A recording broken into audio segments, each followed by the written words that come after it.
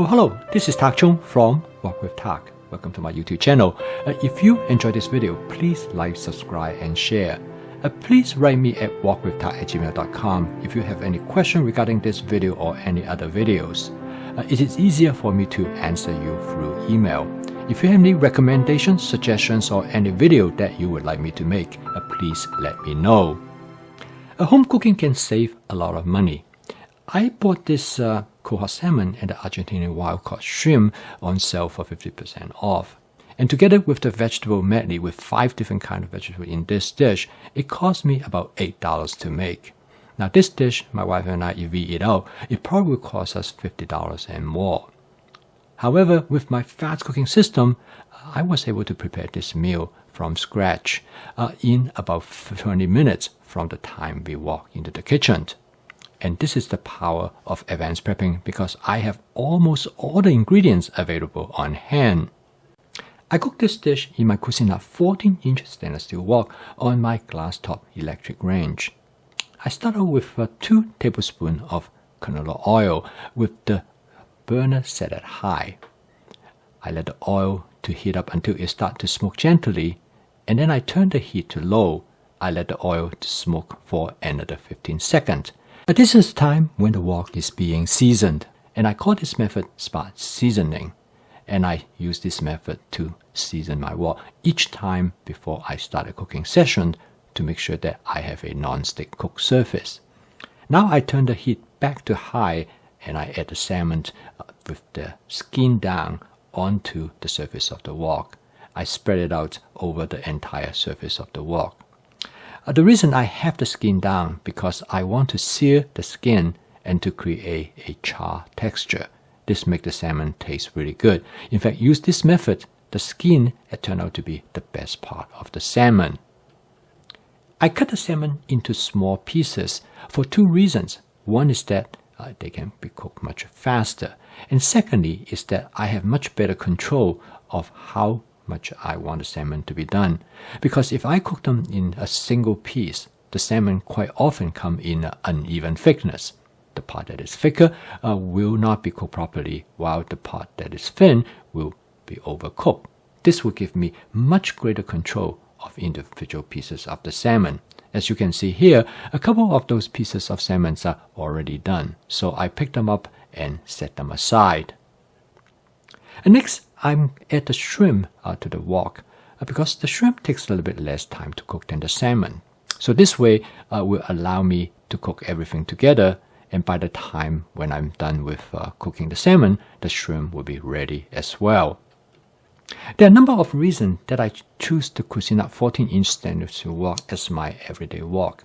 And one of the primary reason is that I like that this wok has a relatively large flat surface area. In fact, it's about 9 inches across, so I can use it like a small frying pan, as in this case, I'm frying the shrimp and the salmon, as I would have done so if I have a frying pan. And this shallow fry method is very convenient and it creates great flavor. The shrimp has been coated with a thin layer of cornstarch together with the Walk with Tak basic seasoning mix, which will enhance the natural flavor of the shrimp. I have this seasoning mix available on Amazon, and I have placed the link below the video if you are interested to give it a try. By coating the shrimp with cornstarch, you are able to create a thin layer of breading.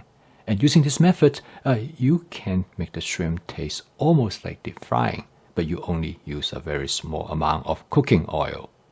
By properly time how long I want to cook the shrimp and salmon, I can cook both of them together.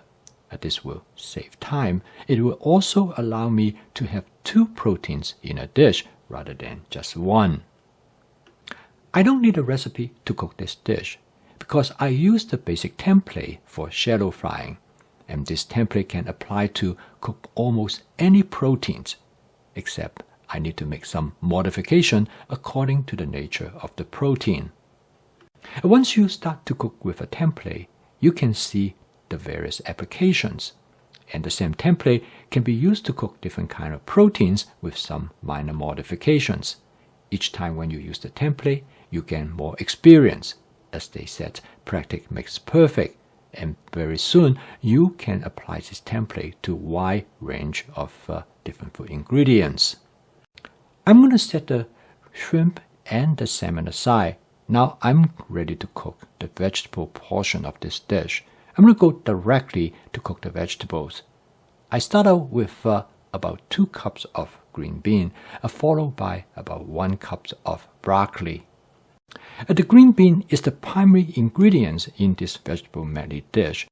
The broccoli and the purple cabbage were chosen as the secondary ingredients. They serve as a supplement to the primary ingredients. Quite often I will add other ingredients as well. In this dish, I'm also going to add some king oyster mushroom, as well as some yellow squash. This dish is only possible because I have all these ingredients in my advanced prepping.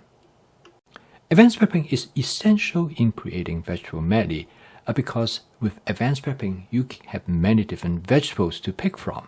The end result, you can create many interesting variations.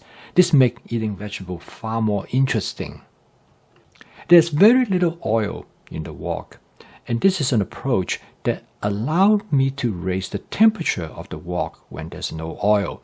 This will lead to searing of the vegetable, and it will cause the vegetable to caramelize as well as to start to have slight charring, and this will increase the flavor of the vegetable.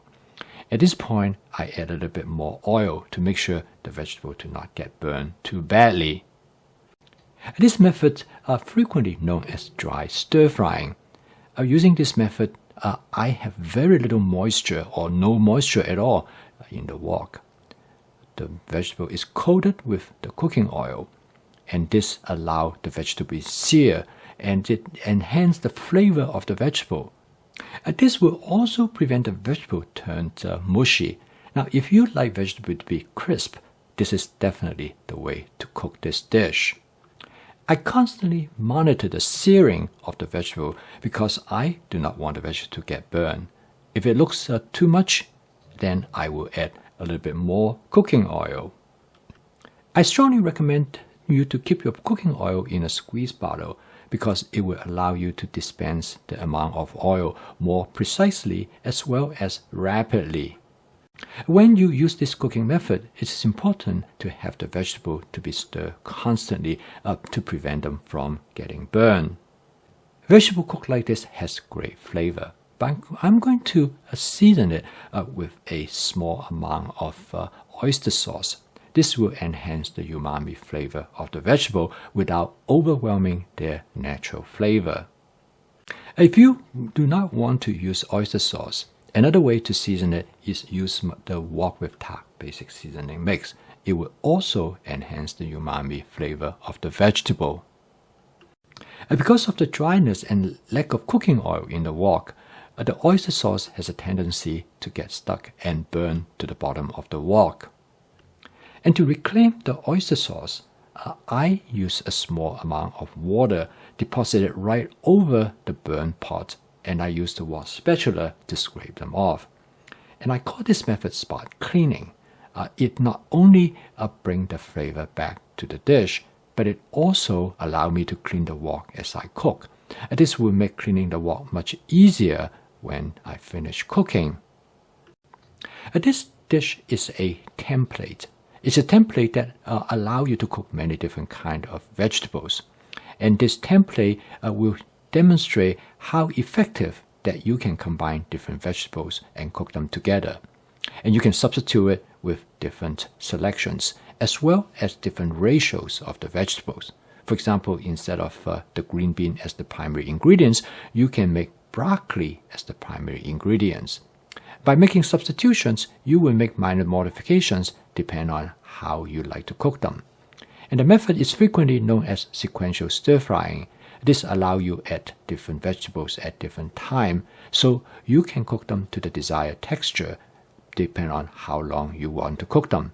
The vegetable you want to cook them less, you will add them later during the cooking process.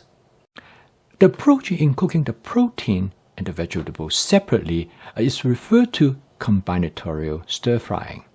Basically, you cook ingredients that have different texture separately So the end result is that when you put them together as a single dish, you can have distinct texture and flavor of these two separate ingredients. And it is quite often is to cook the protein separately from the vegetable, and because they might take different time for you to cook them. So this way you can cook either one of them to their perfect texture as you desire. If you cook everything together, you might overcook the vegetable or overcook the proteins. And having all these variations that you can play with, and that's what makes home cooking fun. I post a video each day to help you to make home cooking as part of your daily routine using my fast cooking systems. If you'd like to learn more about this cooking system, please subscribe to the YouTube channel. So keep on cooking. I will see you tomorrow.